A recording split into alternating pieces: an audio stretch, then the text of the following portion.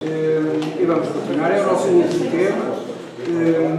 Também tivemos todos uma bela lição sobre como nós podemos avançar na vida, onde podemos agarrar. Nós ouvimos aqui alguns comentários de que realmente a literatura base é essencial e o trabalho é importante fazer sobre ele, mas também existem outros trabalhos que outros cientistas foram fazendo e que agora vão completando o trabalho científico que Allan Kardec fez.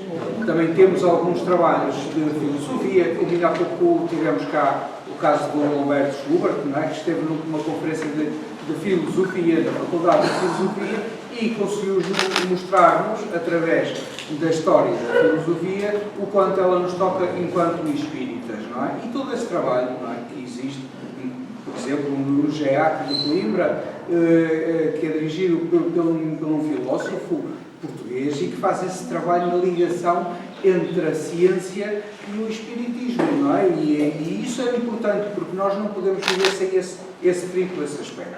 E eu estou a fazer essa introdução toda porquê? Porque a pergunta que eu tenho para a Liana é aquilo que nós ouvimos falar sobre os estados de quase morte, não é? Aqueles estados em que já morreu, mas afinal não morreu. E nós, embora sabemos que Jesus matou a morte já lá há muito tempo atrás, a morte não existe. Mas, de qualquer forma, no teu trabalho, tu referiste que os estados de quase morte, e ultimamente temos visto isso na televisão, alguns programas a referir-se que os estados de quase morte, como prova da sobrevivência da alma. Aliás, esse assunto foi iniciado por um trabalho que nós já ouvimos teu, da doutora Kluger-Ross, e eu penso que tu poderias acrescentar um pouco mais, porque não referiste isso na tua explanação, mas tu podes dizer-nos agora esse teu conhecimento para todos nós. Sim, eu dei conta que pulei algumas coisas da minha palestra, mas acho que tem a ver com nervosismo, não é? A doutora Elizabeth Kubler-Ross, na década de 70, 80 do século passado, veio trazer algo inovador para a medicina, que foi a dignidade da morte. Não defendendo a morte programada, pelo contrário, é a dignidade daquele que tem que sofrer ou padecer uma doença e falecer, e trabalhar essa questão em si própria e nos familiares. E criou os famosos 5 passos do luto, que se ouve falar muito, bastante mais na América do Norte do que propriamente na Europa. Mas tem a ver com a negação, tem a ver com a aceitação, tem a ver com aqueles 5 passos distintos que ela trabalha e que hoje já nem toda a gente utiliza ou estuda. Mas veio trazer essa aceitação do modo como se vive a aproximação da morte. Porque nós todos dizemos que temos muito medo da morte, mas queremos sempre notícias do lado de lá. Não é à toa que ainda existem as leitoras de mão e de cartas, cartomantes e isto e tudo, porque muita gente vai fazer uma mesinha ou pedir qualquer coisa ou querer saber novidades. Então, no fundo, todos nós sabemos que existe algo, não é? Portanto, agora, estas coisas nós só pensamos mais profundamente quando nos toca, porque não nos tocando, nós não nos interessamos de forma séria e responsável. A experiência de quase morte, que é uma coisa que eu acho que é fantástica, acontece em todo o planeta, independe de raça, credo, cor, religião, e vem despertar as pessoas para esta realidade, que é um fenômeno natural, não é? Nós vamos passar de corpo vestido para corpo desvestido, ou quase desvestido, porque temos o perispírito. Considero que o que hoje acontece no mundo em termos de estudos sobre a vida após a morte e a imortalidade da alma está a crescer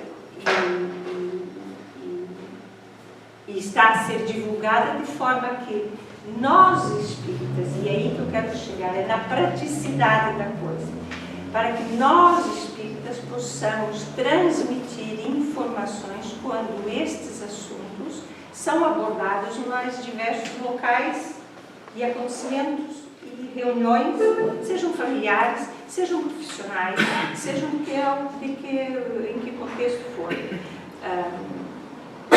Eu não me coíbo de muitas vezes, perante um fato, um acontecimento, mesmo dentro do tribunal, crianças, famílias, etc., eu toco no espiritismo. Mas não chamo de espiritismo muitas vezes. Digo, olha, nesta alma acontece isto, ou acontece aquilo. Tem que observar este comportamento. Isto não é natural, isto perturba, isto traz isto para o espírito, isto traz aquilo para o espírito. Vai crescer e vai ficar cada vez mais pesado. Pronto, vou dando a minha chega relativamente a essas questões. E agora, com estes programas televisivos, o que tem acontecido é a partilha de informação. Tanto de um canal como um assunto, como de outro canal, as pessoas têm comentado. E o que se faz? O que é que o espírita faz? Nós já sabemos isso tudo há muito tempo, não é? Esta é a nossa filosofia. Nós sabemos que vamos continuar vivos. Ou melhor, que nós temos vida constantemente. Só despimos o corpo da carne. Então, a gente introduz uma série de informações que é para as pessoas despertarem e começarem a procurar, ler, saber, reconhecer que muitos dos sentimentos e de alguns pensamentos que têm a ver com a imortalidade da alma. Pois, essa vai-me levar para a segunda questão. É que também referiste que existem uns quantos relatos acerca do além, não é? Então, porquê que o medo da morte? O que é que o ego nos faz para termos tanto medo da morte, não é? E junto a outra pergunta, porquê é que o nosso comportamento num funeral às vezes não é um comportamento espírita? A primeira coisa que faço num funeral é silêncio e oração. Isso já aprendi há muitos anos. Eu não quero ser responsável pela perturbação de ninguém. O medo da morte tem a ver com as nossas escolhas, não é? Todos nós, ao longo da vida, fizemos escolhas. E já trilhamos caminhos muito inapropriados. E falo por mim, não falo por mais ninguém. Sei que já fiz muitas escolhas que não foram adequadas. Acho que, diferente de muita gente, eu nasci no meio espírita. Minha avó já era espírita e nasceu em 1898. Já acreditava e já propagava muitas das nossas ideias que hoje ainda temos dificuldade de partilhar. Ela já fazia no início do século passado. Nós fazemos escolhas ao longo da vida que no nosso consciente ganham peso, e isso todos nós já sabemos, não é? Temos vícios, temos más tendências, e que o Espiritismo nos diz que nós devemos combater, e devemos sempre fazer as melhores opções. Quando ainda agora o José Manuel estava a falar, estava aqui a explanar as ideias, a sua forma de interpretar todos esses ensinamentos, e eu estava a lembrar que o problema das criaturas no mundo atual nem é ouvir falar da morte, não é?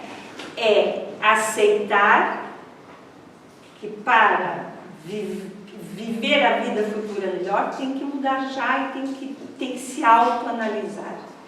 E a mudança dói. A mudança dói muito. Se eu tenho por hábito certas coisas que não são boas, para tirar este mau hábito, eu vou ter que sofrer. Vou ter que ultrapassar, vou ter que mudar. E essa dor da mudança é que as pessoas não querem. Porque o mundo é imediatista, é de resposta rápida. Eu vou ao centro. Nós temos visto no nosso centro, e acho que é assim em todas as casas, as pessoas chegam, partilham suas dores, suas angústias, nós as orientamos, esclarecemos, alertamos, e elas vão embora e não voltam mais. Ou, muitas vezes, voltam e a gente percebe que não interiorizaram e não praticam, não entendem, não compreendem. ou se compreendem, fazem de conta que não compreendem, porque não querem enfrentar a dor da mudança. É o ego.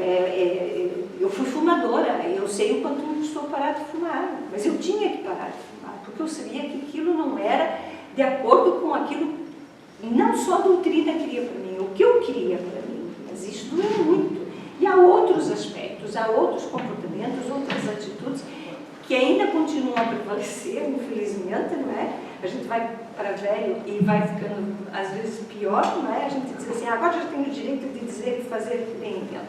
Não é bem assim, mas isto dói. E como dói, não é o imediatismo, não é a cura e não é o milagre, como José Manuel acabou de dizer. Portanto, as pessoas não querem saber. Se elas pensam, ok, eu vou morrer e vou para outro lugar, como é que eu vou ser recebida se fiz isto e isto e isto na minha vida? Se eu encarei isto desta forma, se eu devia ter encarado desta forma. Ou então, nós sabemos, e todos acho que somos, temos este exemplo na família e fora da família, em toda parte, nós convivemos com muitas pessoas que estão completamente aliadas a tudo. Pessoas que não querem saber nem sequer de religião, quanto mais de praticar algo que as mude. Conhecemos pessoas que têm tendências suicidas, autodestrutivas. Portanto, em toda parte há muitas criaturas que não querem, simplesmente. E, portanto, como não querem, confrontadas com a ideia da vida após a morte, devem ficar aterrorizadas, porque dizem assim, bem, se isto for mesmo verdade, vou ser confrontada com uma série de questões que eu não sei como é que vou reagir. E a lei da afinidade, não é? A lei da afinidade nos leva a pensar que estas pessoas, nós também, eu estou a falar de nós todos, podemos ser conduzidos logo após o nosso desenlace para regiões que é o que nós merecemos. Que achamos que não. Que achamos que não, mas podemos ser atraídos para lugares que talvez não sejam aqueles lugares que nós sonhamos para nós ou queríamos para nós, não é? Temos é que agir, este agir. Outra questão que o José Manuel estava a dizer, nem aprendi isso na filosofia espírita, foi com uma psicóloga. A minha psicóloga, porque eu tenho uma psicóloga que trabalha numa área muito difícil e preciso também falar sobre estas questões materiais, corriqueiras da vida, e ela ensinou-me uma coisa muito simples. Ao acordar, imaginar que a minha pessoa tem uma raiz muito grande. Eu estou conectada ao planeta. Esse planeta é a minha casa. E o planeta ainda tem muita coisa boa, tem muitas energias de luz, de força, de vida, de renascimento, é a chuva, é o sol, é o crescer. Então ela diz assim, pensa em Deus e pensa que a tua raiz está ligada à terra. E pede assim, um pensamento bem positivo, força para este dia, obrigada por mais um dia, eu vou ser positiva, eu vou encontrar as respostas certas, eu vou tomar as atitudes mais adequadas e vou poder viver em harmonia com as leis de Deus e dos homens. Portanto, nós temos que, na prática, eu acho que nós temos o dever de sermos bastante diferentes do que aquilo que a gente vê nos nossos cotidianos e no mundo social turbulento que nos rodeia. Sem dúvida, mesmo quando ligamos a televisão para ver o telejornal, sem dúvida o espírito tem a obrigação de olhar, analisar a notícia e, em vez de apontarmos logo o dedo ao acusador, tentar entender o que é que um lado, o que é que o outro, porque é que à luz do conhecimento espírita acontece esta guerra, porque é que estão aqueles povos a guerrear-se, porque é que está esta situação a acontecer naquele país e não no outro, porque é que isto acontece no nosso país, quem são os habitantes de hoje em Portugal, quem são os que estão em Espanha, porque é que tudo isto acontece com estes porquês, a filosofia espírita e faz-nos entender que sermos mansos, humildes, pacíficos. Exato. Então, Deixe-me só acrescentar, é um exercício que eu acho que é dever nosso, por exemplo, neste aspecto, é ver os homens que estão à frente da causa destes males que neste momento o nosso planeta atravessa, e é um exercício muito grande, muito intenso, não sentir sentimentos de ódio, nem de raiva, nem a desejar o que quer que seja de mal a estas criaturas. E Jesus disse, né? O mal é necessário, o problema é daquele por quem vem. E nós sabemos que aquelas criaturas naquele local, naqueles locais, em África, há tanta fome, tanto abuso e tanta exploração. O próprio Brasil, que é um país maravilhoso, ainda tem nele muitas marcas de escravagismo e de maldade e de maus tratos, e não só abuso de poder, os tais senhorios, né, os senhorzinhos maltas, né, que comandam as grandes terras, etc. Nós sabemos que ainda existe isso tudo no planeta. O que nós temos como dever é a atitude mental. Deus tenha compaixão, tenha piedade, tenha força, tenha coragem. Por isso que no início da palestra eu disse, vamos unir o nosso pensamento e a nossa vontade no sentido que isto se emane, emanando que encontre quem esteja carente, sofrendo, com fome, com frio, com dor, doenças, abusos, maus tratos. Há tantas mulheres traficadas, há tantas crianças no mundo que têm... Eu nem vou tão longe, eu vou ao meu trabalho. Há tantas crianças em lares desajustados que vocês não fazem ideia. Muitos jovens e muitas crianças crescem em lares completamente desajustados e socialmente são pessoas de bem. E são os jovens do nosso futuro. Portugal vai ficar às mãos destas crianças e destas pessoas. Portanto, não vamos mais longe, vamos aqui e agora, crianças, os nossos jovens, falar de Deus, falar da vida eterna, falar de bondade, de caridade, de fraternidade. A minha infância eu passei um domingo por mês, pelo menos, o meu pai me levava às favelas entregar chocolates e doces repulsados às crianças que não tinham nada. Nós entrávamos nas casas destas pessoas e não tinha chão, era chão batido, era terra. Portanto, meu pai dizia, tu tens tudo e aqui não tenha nada. E tens que pedir a Deus que elas um dia possam vir a ter mais do que aquilo que têm hoje. Portanto, vamos plantar esta semente no coração das nossas crianças e dos nossos jovens. Eles têm que aprender que esse imediatismo, esse computador e esse telemóvel tem tudo ao alcance, até coisas que não são boas, né? Desde guerras, filmes, mortes, acidentes e abusos.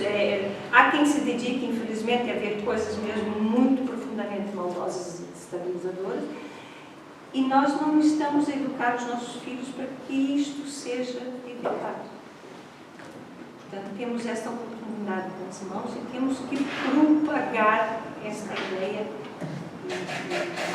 e acabar com este risco que temos à nossa mão. Tranquilo. A pergunta que eu estou a fazer é mais difícil, por isso tu já percebeste que já percebemos todos que aqui no nosso país, aqui e agora, como tu disseste, isto não está fácil para os nossos jovens. Então a próxima pergunta é aqui além.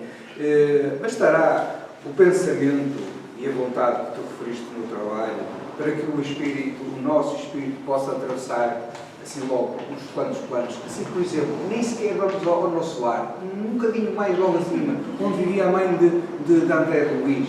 Conseguimos fazer isso para nos fixarmos assim logo ali e tal?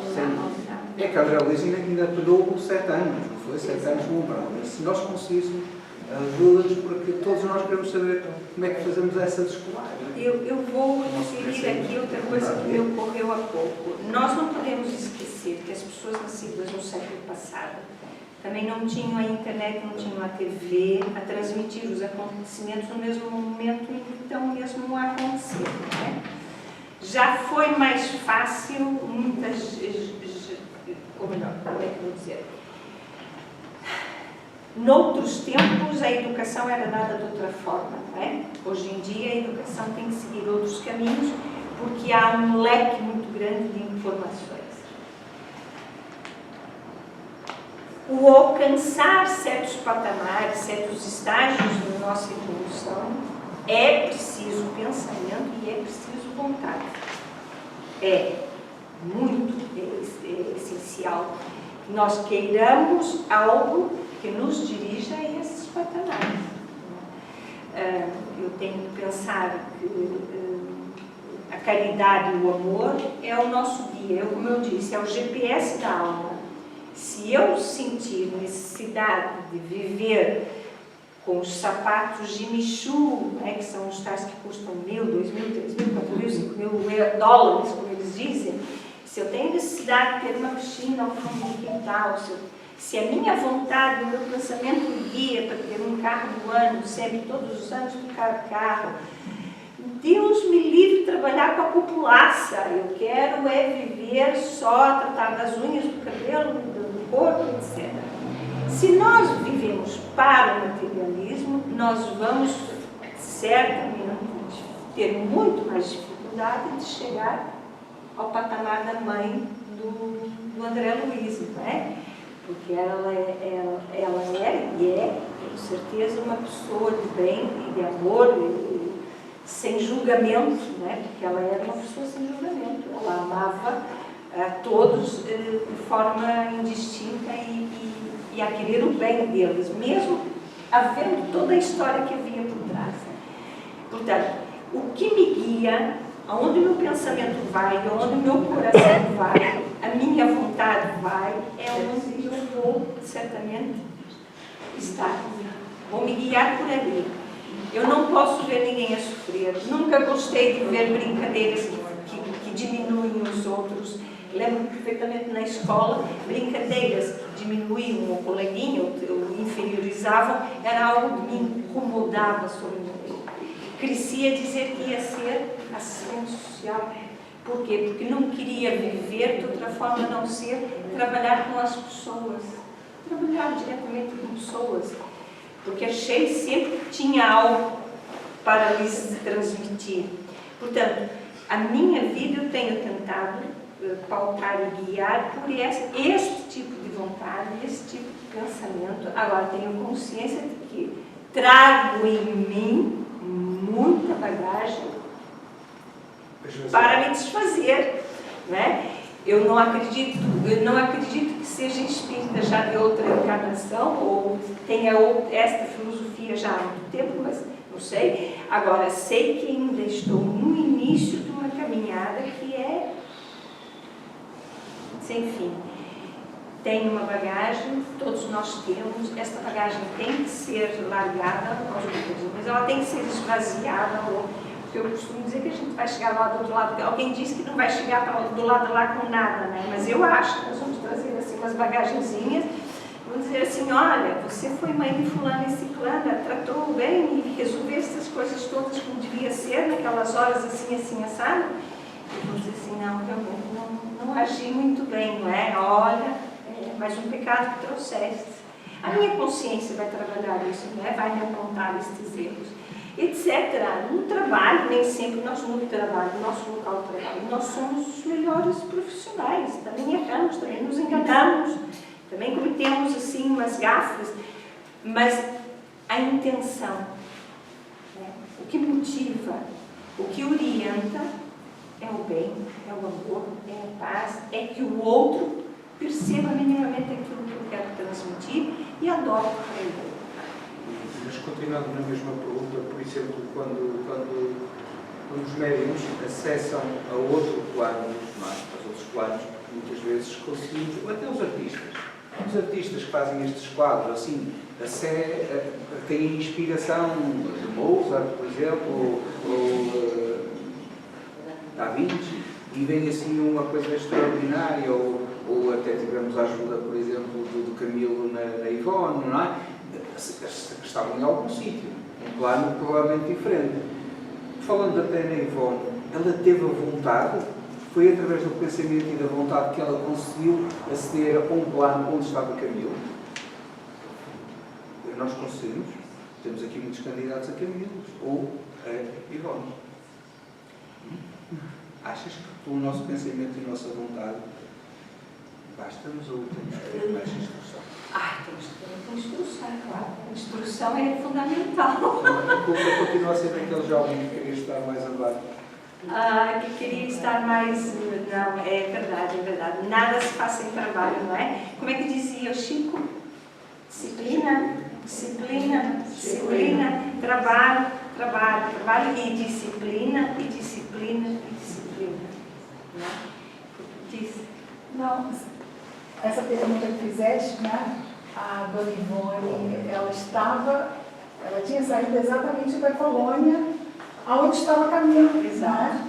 E quando Camilo acompanhou os espíritos que vieram para a crosta, os suicidas, para serem atendidos em reunião mediúnica, eles ficaram 2 meses na crosta, e quando Camilo entrou em contato com os espíritas desdobrados que iam no acampamento conversar com os espíritos que tinham atendido na reunião mediúnica, ele diz, neste momento, conhecendo esses espíritas, eu tive vontade de trazer a minha história. Então, ali nasceu a vontade de ele trazer a história dele. E é claro, né, ele estava lá com cabos de cavaleiras, né, e essas pessoas que tinham ligação direta com ela, acho que não foi ele chegando a ela, mas alguém que indicou. O pensamento permite as reuniões que falou o Alexandre, que falou o José Manuel, nas reuniões de que nós conseguimos aceder a outros planos e conseguimos. Sim. E que muitas vezes até são planos em relação à situação da Terra muito mais inclusos. Então, os espíritos é a verdade, não é? Sim. Posso eu queria esclarecer o seguinte, relativamente a essa matéria. A relação entre espírito, comunicante, e médium receptor processa-se, aqui no caso em concreto, que é um exercício intelectual, processa-se por afinidade fluídica e até no campo mental. Digamos que os conhecimentos que o próprio médium adquiriu em reencarnações anteriores. Mas aquilo que foi a mola e no exercício da tarefa da Ivone do Amaral Pereira, que se encontrava em resgates, foi o facto dela ter sido suicida simultânea durante várias encarnações. Portanto, juntou-se o útil ao agradável. Quer dizer, a proximidade de Camilo a Ivone, não só pelas condições fluídicas e mentais, pela empatia entre os espíritos, mas também pelo compromisso de ambos relativamente à condição de suicida para resgatarem desta forma, beneficiando a humanidade e outros espíritos, contando a sua história. Independentemente deste detalhe, convém recordar que a Ivone do Amaral Pereira, o seu exercício prioritário na tarefa mediúnica era a assistência aos suicidas. Prioritariamente. Por essa razão. E muitas dessas tarefas foram exercidas isoladamente, sem qualquer tipo de assistência humana, sozinha. Portanto, ela era portadora de uma vontade, de uma condição espiritual, de uma resiliência que lhe permitia, de facto, adentrar essas regiões e poder atender os espíritos suicidas. Porque era a tarefa que ela tinha solicitado para poder resgatar as suas faltas que se encontravam em aberto. Daí que o pensamento e a vontade permitem os acessos a outras faixas que estão para além daquilo que os nossos olhos veem. E eu gostaria de acrescentar o seguinte, relativamente à proximidade, à empatia fluídica e mental entre médium e espírito, é primordial para percebermos que o espírito não se comunica com todo o médium, mas comunica-se com o médium que tem empatia e identificação fluídica. Então, é preciso termos em atenção o detalhe. Quando um espírito que nós conhecemos as suas mensagens através de um determinado médium e que aceitamos como autêntico, quando ele começa a apresentar-se por outros médiums, há sempre que ter em conta a reserva em face desse detalhe que Kardec, no livro dos médiuns, bem explana, e Filomeno de Miranda também. E o André Luís também se reporta a isso. Porque até Luís são dois, não é? O Chico e o Valdo Vieira, para poder fazer precisamente o nosso lar. Tem mais uma? Só mais. Estamos no tempo. E permite-nos estes, mesmo assim, ainda nos permite estes bocadinhos de diálogo que são sempre confortantes. Esta é mesmo difícil. Mesmo difícil. Sério. Enquanto trabalhador espírita, o que podemos nós fazer para melhorar a comunicação e divulgação do tema de Deus? Já postamos aí alguns exemplos, mas não tem mais. Como é que nós podemos todos, somos todos trabalhadores, este evento é para trabalhadores e estudantes do Espiritismo. Então, como é que todos nós vamos poder fazer para dizer ou falarmos sobre a imortalidade da alma? Por acaso a Cristina foi embora agora, mas ela ainda hoje disse que uma vez foi a uma casa espírita e quando lá foi, saiu a achar que parecia que estava numa instituição que ensinava a autoajuda, simplesmente. Porque em momento nenhum foi falado o nome de Kardec ou de alguma entidade ou algum estudo do Pentateuco e saiu bastante desagradável, desconfortável, porque como espírita que é, e eu acho que isto também é muito importante, dentro das nossas casas espíritas, sermos divulgadores da doutrina. E como nós sabemos, é o Consolador. E como Consolador, vem trazer um bálsamo relativamente às dores todas, os sofrimentos todos, seja físico, seja moral, seja mental, porque nós temos muitos de nós em algumas fases, ou nossos familiares, têm problemas de saúde mental. Portanto, tudo é necessário para tudo que nós necessitamos estar dentro da doutrina, e a doutrina tem que ser o mais aberta e mais franca dentro da casa espírita, chamar tudo pelo nome, não é? Quando nós agora estudamos na SEC, na Comunhão Espírita Cristã de Rio Tinto, Memórias do Suicida, sentimos um abalo muito grande, porque o assunto é pesado, atravessa aqui muitas áreas, está próximo de todos nós em algum momento, e conseguimos sublinhar e estudar exatamente todas essas questões, principalmente da imortalidade da alma. E o quão bom é de nós trabalharmos esta vida que nós temos. Não temos mais outra nesse mundo, temos esta vida. E, portanto, esta vida tem que ser bem conduzida, que é para podermos sempre evoluir, porque se nós transgredirmos esta primeira lei de todas, que é da vida, no caso do suicídio,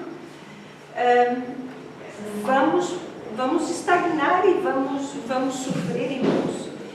Portanto, a imortalidade da alma, e volto a dizer que quando nós temos hoje a internet a mostrar a grandiosidade do universo e a beleza que ele tem, e o quanto ainda nós não sabemos, isto é impulsionador para este progresso, para esta evolução. Né? Deixarmos de ter esse corpo tão pesado e passarmos a viver com corpos mais leves, em mundos mais felizes, que não precisam ser propriamente puros, mas nós vamos ainda conseguir no mundo de regeneração, viver melhor, caminhar sempre em frente. E a Casa Espírita tem o dever de fazer isto, dizer às pessoas diretamente, né?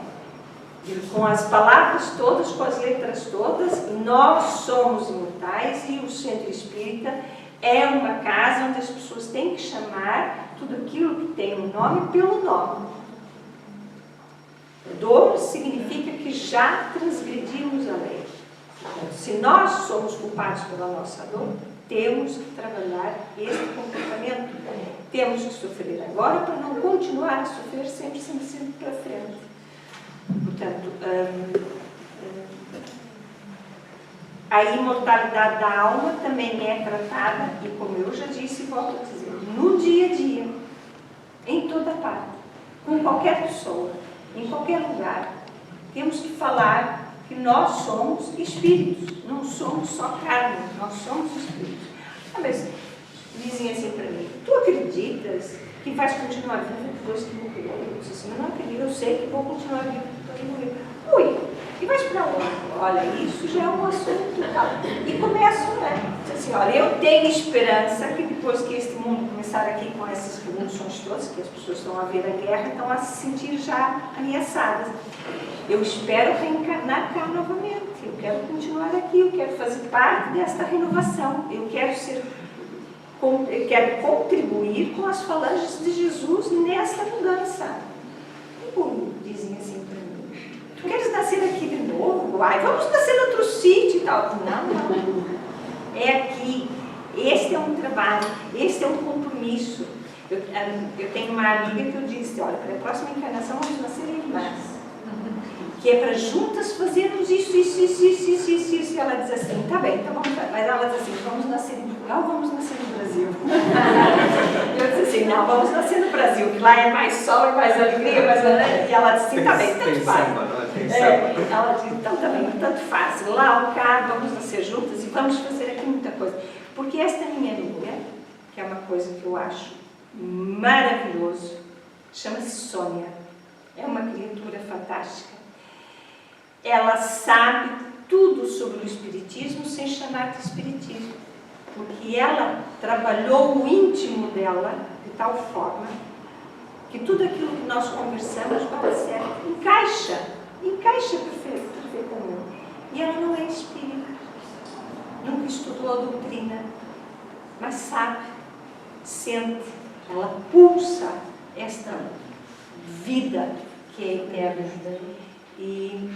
E é esta oportunidade que temos de falar sobre isto em toda parte, a toda hora, em todo lugar, sempre surge a oportunidade, com convicção e com alegria, porque a morte não é tristeza. Né?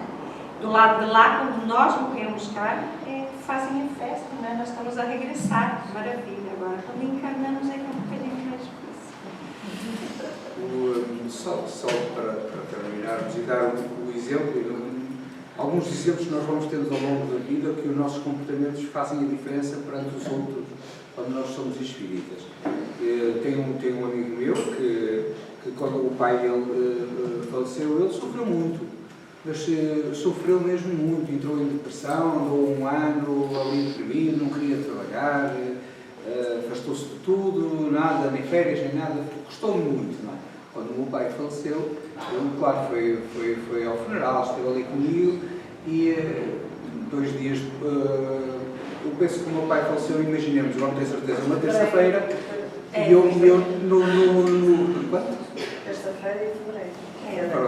Essas coisas, a minha mulher sabe melhor e eu no sábado estive com ele, trabalhámos juntos, e ele não contava que eu fosse, ele já tinha dito a toda a gente que eu não ia trabalhar cá, ele veio de certeza, tudo bem. Eu vim normalmente, e ele nesse sábado disse, olha, eu não pensei que te fez, eu já estranhei o teu comportamento, eu sei que tu estavas bem, o teu pai, que não estavas com vontade para se fosse embora, não é? Mas tu não estavas triste, tu não estavas amargurado, tu falavas com as pessoas, convivias, e eu só me lembrava quando foi o quanto a negridão andava. Tu sabes, eu sou espírita, pois é sobre isso que eu quero falar contigo hoje, porque isso de facto vais-me explicar isso, porque eu notei que em ti alguma coisa está diferente. E foi isso que o fez o Ramiro lá uma vez e duas, e foi à casa. Numa das vezes até esteve com o Divaldinho e ele aproveitou lá estar, quis fazer as perguntas todas da vida e disse assim, olha, tenho um livro que o seu amigo lhe vai ceder, tem essas perguntas todas, vá respondendo. Quando ler o livro todo, quando ler o livro, já volta a falar. E se eu estiver cá, venho cá outra vez e falo consigo. Mas foi ali, perante a minha atitude, no funeral do meu pai, que fez o alerta de alguém que sofreu muito. É importante, nós não é sermos espíritas, é sentirmos que o somos. Que de facto nós vivemos, é quase como dizia Paulo, não é? Já sou eu que vivo e Deus é Ele que vive em mim, não é? É um pouco assim. Já não sou eu que vivo o Espiritismo, é Ele que está entranhado em mim. É diferente. Isso confirma a imortalidade. O meu pai costumava dizer que o papel tudo aceita e a boca tudo fala. Mas a postura é que vai determinar se a pessoa é ou não é aquilo que fala. Ele dizia sempre. O meu pai, a primeira vez que veio a Portugal me visitar, eu ia à padaria, ele ia à padaria, eu ia ao supermercado, ele ia ao supermercado, eu ia à praia, ele ia à praia, eu ia no centro, ele ia sempre junto. Eu achei isso aquilo estranho. Eu estava sempre colado, eu pensava assim, meu pai estava cheio de saudades de mim. Na despedida ele disse assim, vou-me embora orgulhoso, porque por onde tu passas, as pessoas gostam de ti, tratam-te bem, e vejo que tu não enganas ninguém. Tu tens uma postura correta. Ele diz assim, enquanto assim viveres, vais ser feliz.